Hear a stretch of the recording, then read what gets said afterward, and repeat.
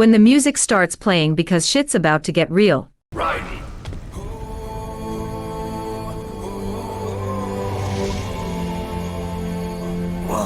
Okay, it's time for me to finally get around to reviewing this game. I honestly wanted to upload this video at least a week ago, but life has really been kicking my ass as of late, so I'm not getting to it until now. With that said, Metal Gear Rising: Revengeance seems like a solid game for getting back into the swing of things. I know the Metal Gear series is pretty popular overall, but I've never really been interested in trying out the mainline games myself. Stealth games aren't really my favorite genre, and excluding the Batman Arkham games, I can't think of too many stealth games that left a lasting positive impression on me. But since Revengeance isn't a stealth game, at least not for the most part, I thought, yeah, that one could be cool. And yeah, it is pretty cool. But is it cool enough to be worth your hard-earned money? Let's shed some skylight on it. As always, we're starting off with the story, and since the Metal Gear franchise has some pretty complex narratives, we've got a fair amount to unpack here, so let's start from the top. Somewhere in the middle of some third world country, Maverick is providing security for Prime Minister Anmani and his associate as the country seeks to rebuild its infrastructure after a highly destructive civil war.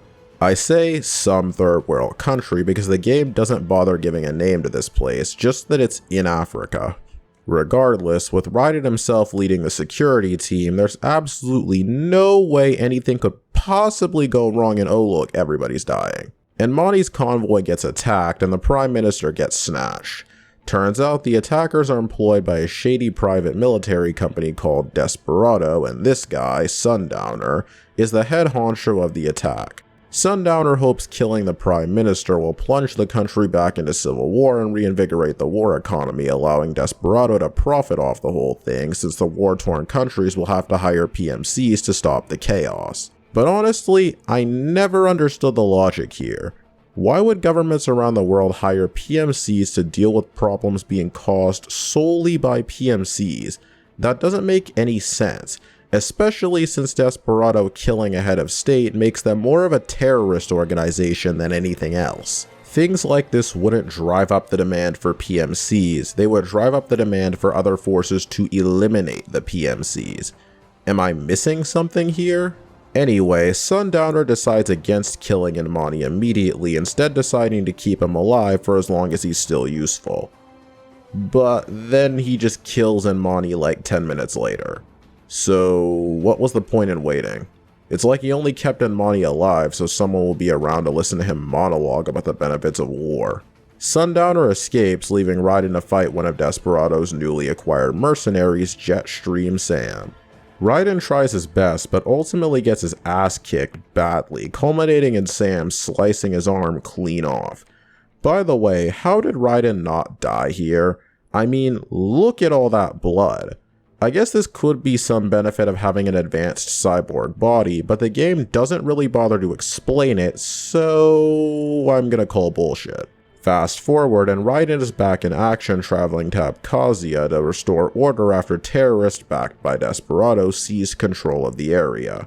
And he's rocking a new body to boot, which is kinda necessary since, well...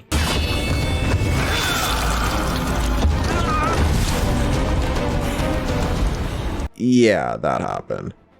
Raiden cuts through his first few enemies like butter, and he doesn't feel too guilty about that. They sowed their fate when they took this job. I'm just the Reaper. At least, not yet. And he eventually runs into a really nice cuddly dog who definitely doesn't try to kill him. Although he does ask the dog the burning questions we all want answers to but never get. I possess an intellect far beyond human reckoning. You don't say. Okay then, what's the meaning of life? Why are we here? Raiden cuts the mechanical pooch up, but not before it gives some curious commentary about the meaning of freedom. Raiden makes his way to the local power plant and spots General Dolzaev, leader of the terrorist forces, meeting with some unknown associate.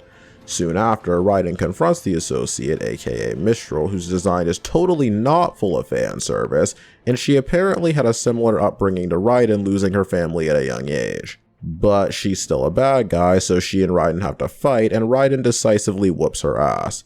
Also, how does Raiden talk to and listen to his enemies after he's killed them? It can't be a neural link since Dolzaev can hear Mistral talking too.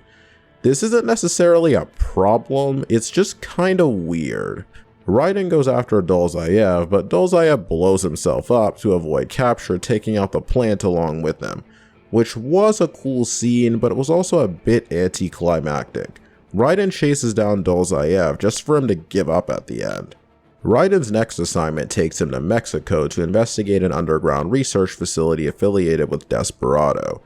Maverick doesn't know the exact location, but that's not a problem for Raiden since Stealth's my specialty. Stealth's my specialty. Stealth's my specialty. Sometimes I wonder if the writers forgot this is a spinoff. Eventually, Raiden stumbles across a young boy named George who escaped from the research lab. George tells Raiden there are plenty of children still captive and they're having their organs harvested, so Raiden rushes off to find them before it's too late. Raiden finds the research lab and discovers Desperado has already stolen brains from thousands of children and plans to insert them into cyborgs to do Desperado's bidding. Shortly after, the Doctor uses the link Raiden established into the lab's mainframe to find a video showing United States Senator Stephen Armstrong is working with Sundowner and Desperado. Raiden wants to expose Armstrong, but Kevin says they can't because media outlets won't investigate their findings. And my response to that is, why not? Raiden has first-hand knowledge of the research lab's existence, which is proof that Desperado is experimenting on kids, and Maverick has access to a video proving Armstrong is associated with Desperado. So how does this equate to no one will investigate because there's no evidence? Raiden finds the rest of the kids only for one of the doctors to march in holding George at gunpoint to try to force Raiden to surrender, but George manages to wrestle for the gun just long enough for Raiden to give this asshole a fresh new tattoo.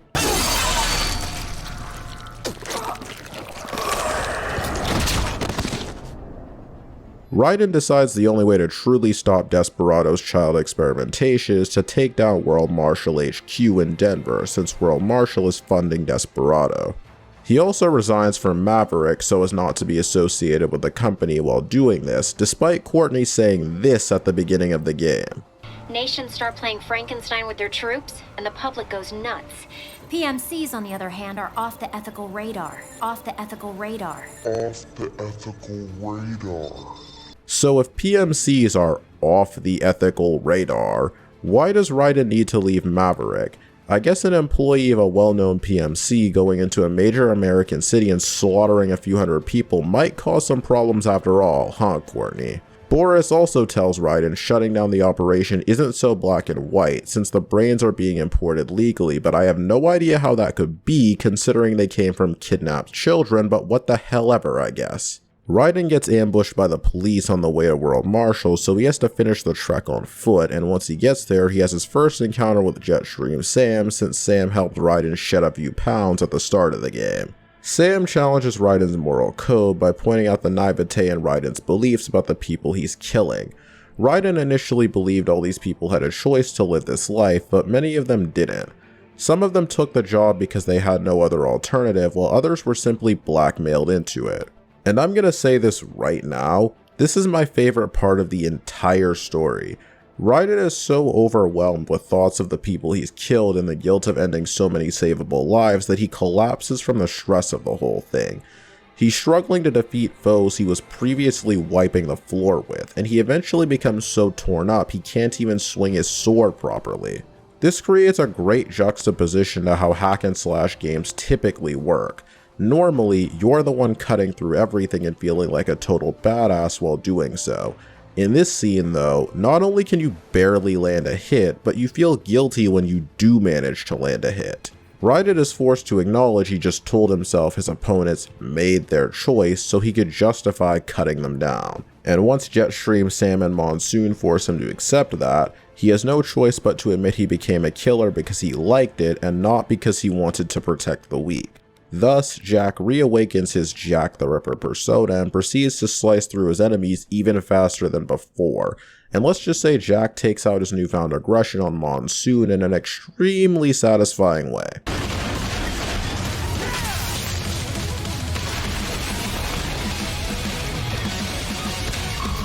With that trash out of the way, Raiden heads inside World Marshal and confronts Sundowner, who tells Raiden the situation is hopeless since Desperado has facilities all around the world, meaning destroying World Marshal won't really change much. The two share one last conversation before engaging in a fight atop World Marshal HQ. And oh boy, this boss fight kicked my ass. That exploding shield is a bitch. It probably wouldn't have been as hard if I didn't have to do it with 0 repair nano pastes, but since I died at least 10 times on this boss, I thought I'd mention it nevertheless. Raiden turns Sundowner into lettuce, but that doesn't really matter according to Sundowner, since Senator Armstrong plans to assassinate the President of the United States during his trip to Pakistan to start a second war on terror, and the attack is happening in just 3 hours. With no way to prove the attack is happening, Raiden has to stop it on his own. The Doctor gives Raiden a lift to a nearby launch facility so he can take a rocket to get to Pakistan in time. On the way there, Raiden falls from the chopper while taking out some pursuing jets. I'm not exactly sure why the devs played this up as if Raiden was actually going to die here, and not only does he survive, he doesn't even have a scratch on him. Raiden steals a bike to get out of Denver and travels to the launch facility only for Jetstream Sam to show up and block his path. The two have their rematch and Raiden emerges victorious with Raiden's pet dog questioning if a fight was the only way to resolve their differences. Oh yeah, I guess I didn't mention that before. Remember that robot dog Raiden cut up early in the story? Well, he took the remains to the Doctor and Doc fixed him up. I didn't say anything before since there wasn't really a good opportunity to mention it before now. So yeah, Raiden's had an adorable doggo along with him for this adventure. Raiden enters the launch facility and meets Sunny, a character I think I'm supposed to recognize but don't since I've never played any of the other Metal Gear games. Raiden takes Sunny's jet and heads off to Pakistan, only to learn from Boris that the president returned to the US after photos of the carnage at the military base were shared on the internet. Apparently, Armstrong's new plan is to slaughter a bunch of American soldiers and frame the Pakistani government for their deaths to enrage the American people into going to war. And again, I don't really understand Armstrong's thinking here. I find it highly implausible that the deaths of a few American soldiers will be enough to convince the entire American population to support a global armed conflict. How was this a better plan than assassinating the president? If that were to happen, the American government would have no choice but to go to war. And that brings me to something else. What the hell is going on with the whole 3 hours part of this story? You're telling me Raiden had time to talk with Sundowner about the child soldiers, fight and defeat Sundowner, get a helicopter ride through the skies, fight his way out of Denver on foot, have a duel with Jetstream Sam, reach the launch facility and fly to Pakistan, and fight his way to Armstrong in the span of 3 hours? Sorry, but I'm just not buying that. I could believe all of this happened in maybe 12 hours, but 3? Bullshit. Anyway, Armstrong's core belief stems from wanting to create a new world in which each man is free to decide for himself how to live his own life without having to answer to any form of government. In other words, he's an anarchist who takes social Darwinism just a little too seriously. Armstrong begins the fight in a Metal Gear unit, which Raiden takes out with ease, but he then decides to challenge Raiden on foot, and let's just say that doesn't go too well for our hero. Every man will be free to fight his own wars!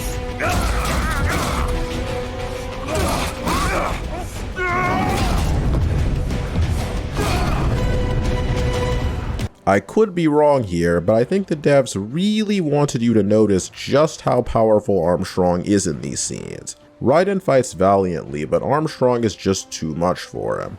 When all hope seems lost though, Raiden's pet Pooch shows up and tosses Raiden Sam's old sword, giving Raiden the upgrade he needs to fight Armstrong on equal footing. After a long battle that provides an extremely satisfying conclusion to the game, Raiden rips Armstrong's heart out, literally, and puts an end to the final threat. We wrap things up with some closing dialogue from Raiden's team at Maverick, which isn't anything too special, but we do get some nice dialogue from Sunny as she tells George she still views Raiden as a hero despite his tarnished past. In an after-credits scene, Raiden is shown in some unknown location with several cyborgs around him. Raiden tells Boris he can't come back to Maverick because he has his own war to fight, and Raiden smiles at the camera as the screen goes black. And yeah, that's it for the story. I could have gone more in depth regarding some of the themes the game addresses, like the meaning of freedom and the value of the individual and whether or not killing another human is ever really justified, but if I were to dive deep into all these topics, this video would get way too long. Besides, I'm sure there are hardcore Metal Gear fans who could break it down way better than I can, since as I said at the start, this is the only Metal Gear game I've played. I will touch on the DLC for a second though. After beating the main campaign with Raiden, you gain access to 2 DLC missions, one with Sam and one with Raiden's pet Pooch, actually called Blade Wolf. I don't have much positive to say about the DLC though, since not only does it reuse a shitload of assets from the main story, it's just not that interesting in general. The only worthwhile thing in Sam's DLC is about his path to joining Armstrong and Desperado, but it doesn't show why Sam agrees to join them. Armstrong beats Sam's ass and Sam joins him just like that. The DLC answers every question except for the one it actually needed to answer. Blade Wolf's DLC is completely fucking useless. It's just a group of VR missions that are about as interesting as a pile of dog shit. I'll be real with you guys, I didn't even finish them. I do want to make something explicitly clear. I love Raiden in this story. Not just because he's a sword-slinging badass, but because he manages to be that while being a vulnerable and relatable human.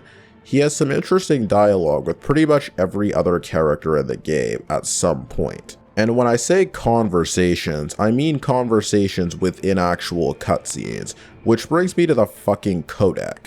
Don't worry, I'm not actually going to be too hard on the game about this. The codec conversations provide some nice additional flavor, text, and characterization, but none of it is required to understand key events in the story, so I don't really have an issue with it. Unlike some other games I've played. But Raiden's not the only good character. In fact, I like just about every character in this game.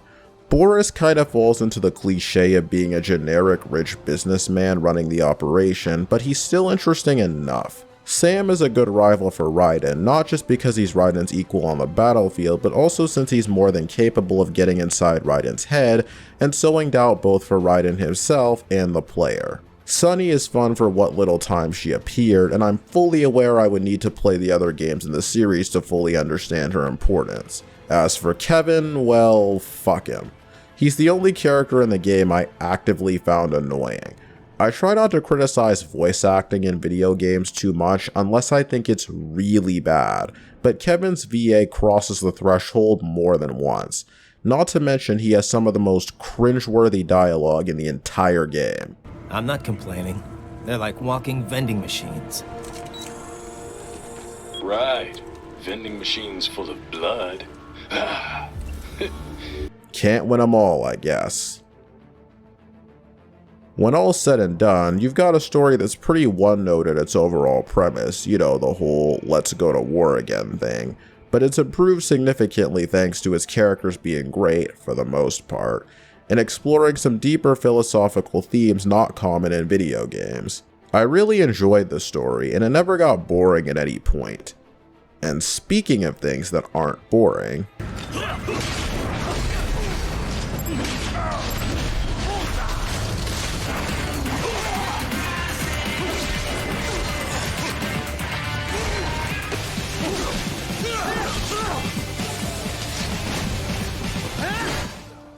have you ever wanted to walk up to the person you hate most in life, whip out a sword, and slice their worthless body into 1,000 pieces? If the answer is yes, you're really gonna want to play this game. If the answer is no, well, we've still got half a video to go, so you should totally keep watching anyway. Revengeance is, simply put, the Metal Gear series attempt at a hack-and-slash game. Gone are the days of slowly sneaking past your enemies and hiding in cardboard boxes.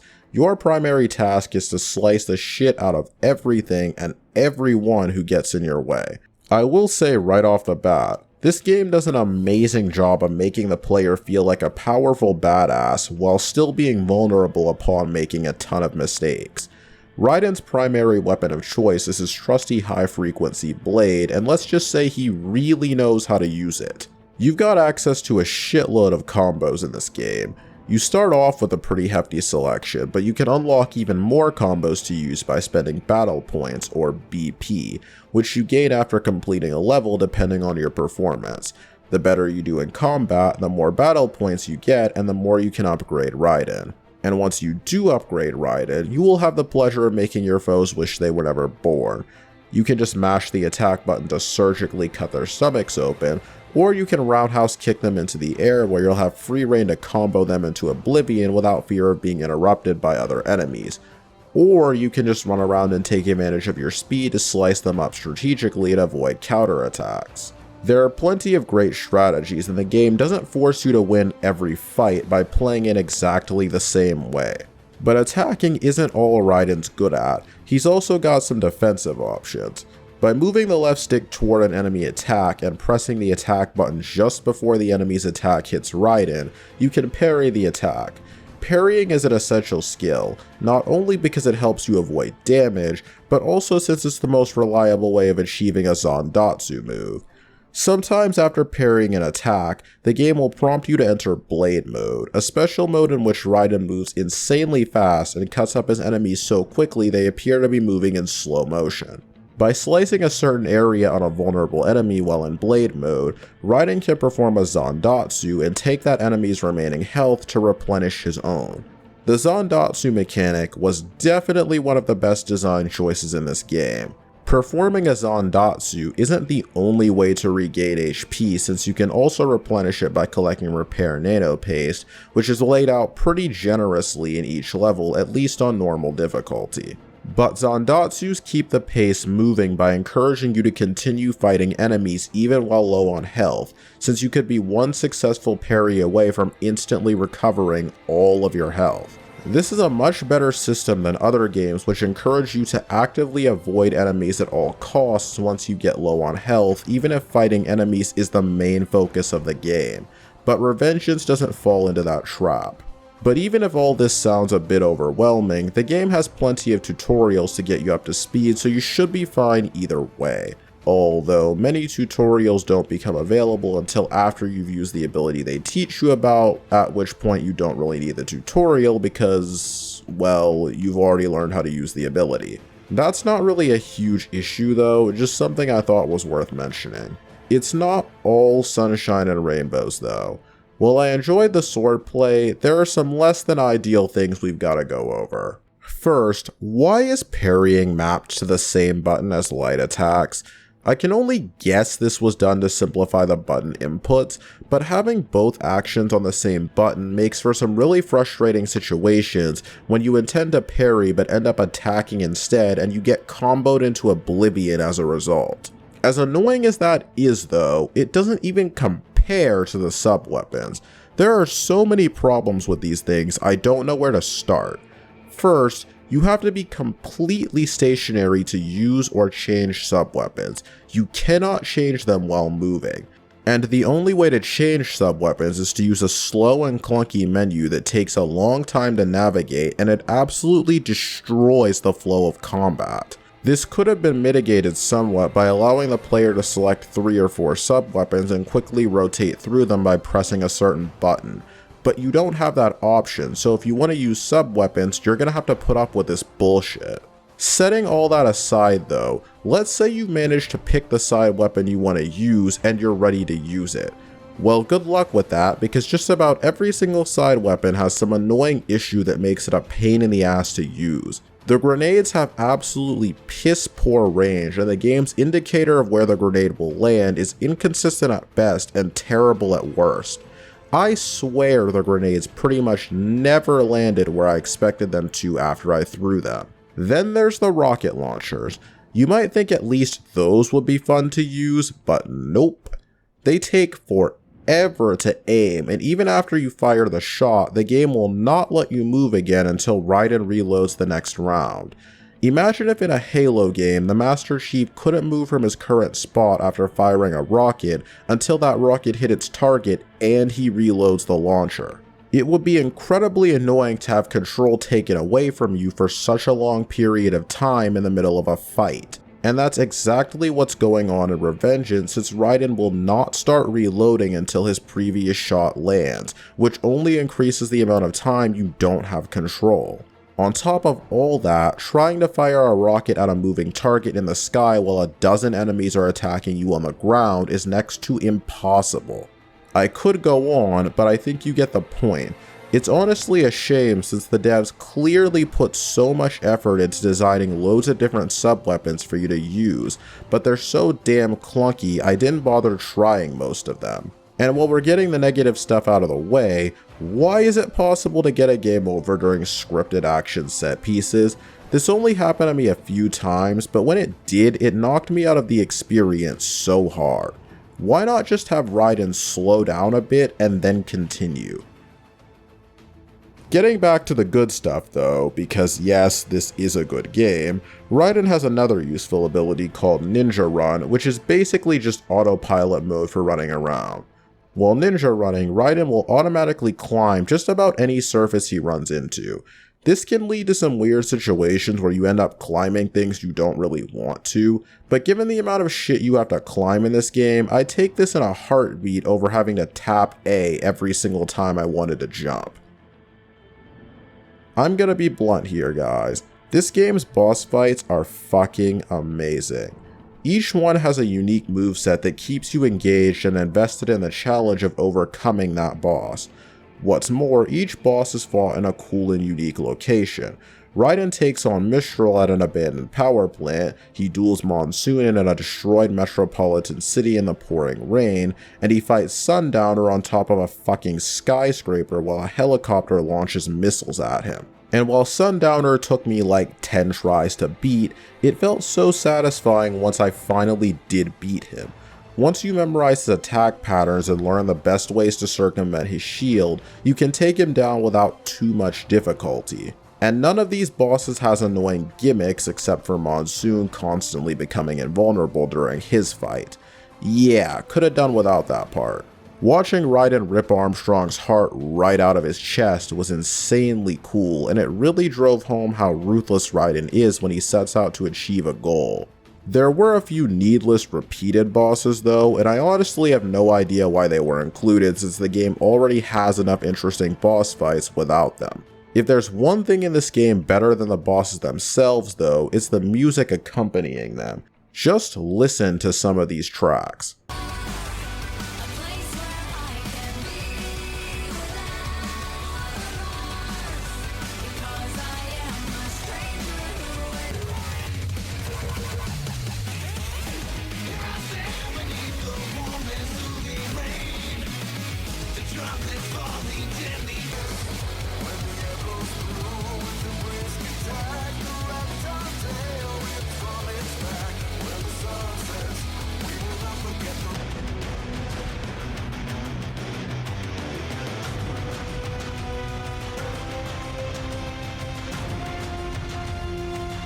Getting your ass kicked by a boss might suck, but listening to this kick-ass music on repeated attempts softens the blow quite a bit. These bosses are great. But the overall enemy variety could have been a little better. There aren't too many different types of enemies in this game, and it wears a little thin by the end. Aside from the ninja enemies that show up in bunches later in the game, most enemy types don't really stand out too much. I should mention this game has a pretty narrow color palette as a whole, but I don't really mind since it fits the tone the game is going for. Back to the enemies though, did they really need to give so many enemies rocket launchers? They're usually nothing more than a nuisance, but having them take pot shots at you during so many different encounters can be annoying, especially since they reload their launchers so quickly. Raiden can only weep at their reloading efficiency. Even worse though are the damn MGs. These things take an absurd amount of hits to take down with regular sword strikes, making them easily the least fun enemies to fight. I know you're meant to either use launchers to take them out quickly or use stealth to avoid them entirely, but I already mentioned why I hate using the launchers, and I didn't really care to use the stealth approach much either, since this is a hack and slash game and it isn't really designed with hardcore stealth in mind. Using a cardboard box to slip by enemies undetected isn't really my idea of fun, and I swear the enemies change their pathing according to where you move. I got spotted by these damn MGs despite not moving at all on multiple attempts, even though I was in different spots each time. So yeah, didn't really enjoy the stealth. The gameplay has some annoying quirks, no doubt, but overall it's a solid package that offers a nice gameplay loop from start to finish. As someone who isn't super well versed in the Metal Gear series, Revengeance really got me to care about these characters without making me feel out of the loop due to not knowing everything about them. It also provided me with one of the most satisfying sword slashing experiences I've ever had. Metal Gear Rising: Revengeance gets an 8 out of 10. I can absolutely recommend this one even to people who aren't really Metal Gear fans. The combat, with the exception of those fucking sub-weapons, is really cool. The only question left is, will I ever be able to get those horrible memories of Kevin out of my head? Vending machines full of blood. The answer is no. No, I will not.